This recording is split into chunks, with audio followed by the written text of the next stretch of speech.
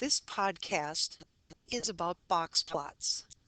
A box plot is based on the 5 numbers summary, and it is a graphical display of the data.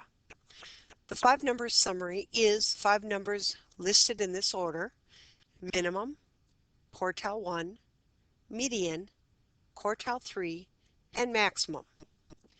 The median describes the center, and the quartiles and the extremes show the spread. And again, anytime you want to talk about a distribution, you should always talk about center and spread. The range of the box plot also shows the variability of the data. How to make a box plot. The box spans the quartiles, or going from quartile 1 to quartile 3, and shows the spread of the center half of the distribution. The median is marked within the box. Lines extend from the box to the smallest or minimum value, and on the right side to the largest or the maximum observation. In a modified box plot, the lines extend to the last point that is not an outlier, and outliers are plotted as isolated points, usually an asterisk. Let's look at a small data set and make a box plot. This data set has 11 data points. If I divide by 2, that would give me 5.5, rounding up. My middle is exactly on my 6th data point in this data, which is 12. I know that's a median because I have 5 data points before 12, and exactly 12 or 5 data points after. Again, very important, the data must be in numeric order. Now I want to further divide that data set into 4 equal parts, or quartiles, and below 12 I have 5 data points. The middle would be the 3rd point, so that would be quartile 1. And the same point in the upper 5 numbers would be quartile 3. The smallest value in the data set is the minimum, and the largest number in the data set being the maximum. This gives me a 5-number summary of 4, 7, 12, 18, and 24.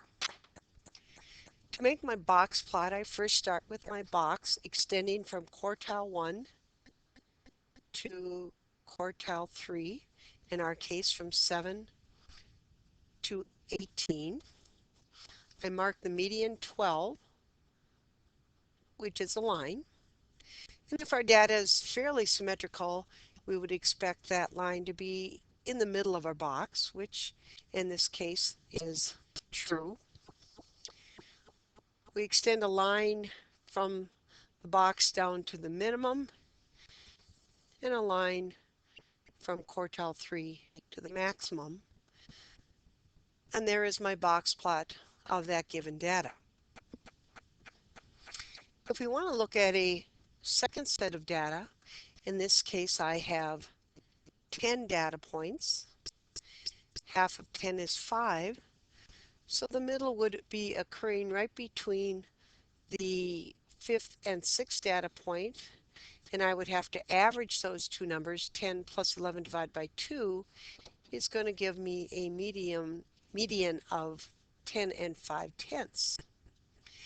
Again, in this case, if I look at our median, I have exactly 5 data points in front and exactly 5 data points below that point. Again, quartile 1 would be the 3rd data point of the bottom 5 numbers, and the 3rd data point of the top 5 numbers. And again, we can mark our mean, minimum, and our maximum, giving us the 5-number summary of 6, 8, 10 and 5/10, 14, and 24. If I want to compare these two sets of data, I can do side-by-side box plots. If I do, I would get something that would look like this. The blue being our first data set and the red box plot being our second data set. Again, if you note in the second data set, the box extends from 8 to 14, marking the median at 10.5, the lines going down to the minimum of 6 and the maximum of 24. Now these would be regular box plots. Data set 1 did not have any outliers, but data set 2, if you look at the data, 24 was an unusually large number, and mathematically there is a way to check to see if it is an outlier, but in this case it indeed is. And if I wanted to draw a modified box plot instead of a regular box plot, I would then mark that outlier 24 with an asterisk, and I would extend my whisker to the last data point that's not an outlier, in our case, which was 17. The advantage of this, it does show the gap between the last data point that's not an outlier and the outlier, showing that there are no data points between 17 and 24.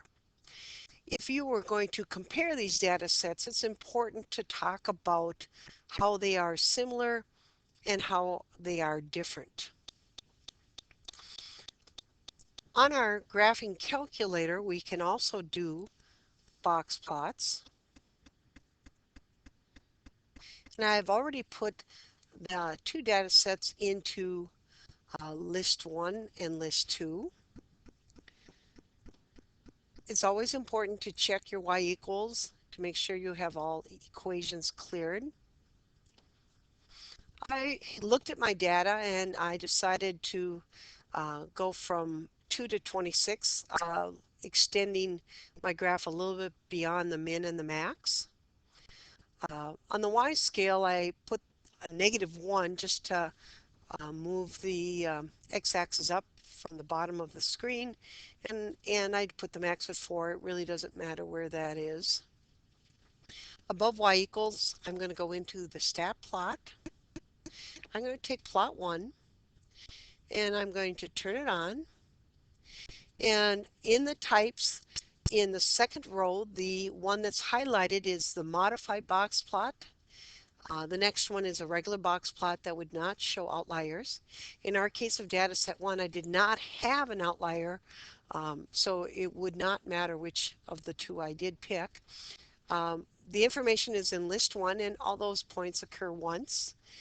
And the mark is to mark the outlier if you have one. The first or second one are good choices. The last one, the dot's a little hard to see. So if I go to graph, you can see this is our first box plot that we graphed. If I would want to add a second box plot, I could go back into my plots, and now I could select plot 2, and again I will turn that on. I have selected the modified box plot, which will show my outlier, in this case, as a square. My data is in list 2 and all those data points occur once.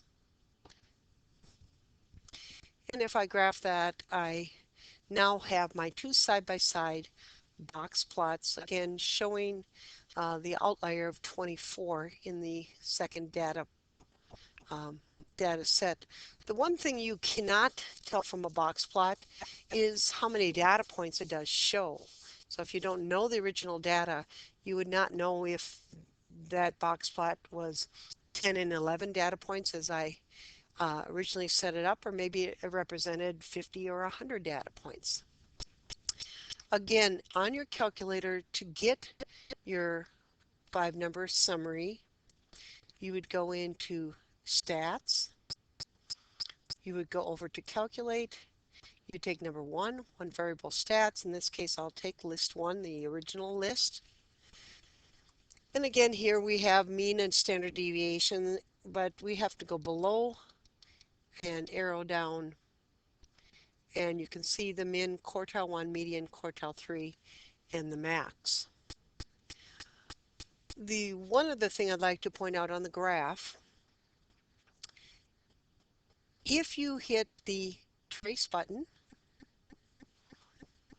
This is plot one. You can see that you also can get, there's your minimum, your quartile one, your median, your quartile three, and your max. If I go down to um, plot two, again, it does show the max is 4 or 24, but it does show the last data point before the outlier was 17, and again, the other information that we had in the other. This ends the podcast about box plots.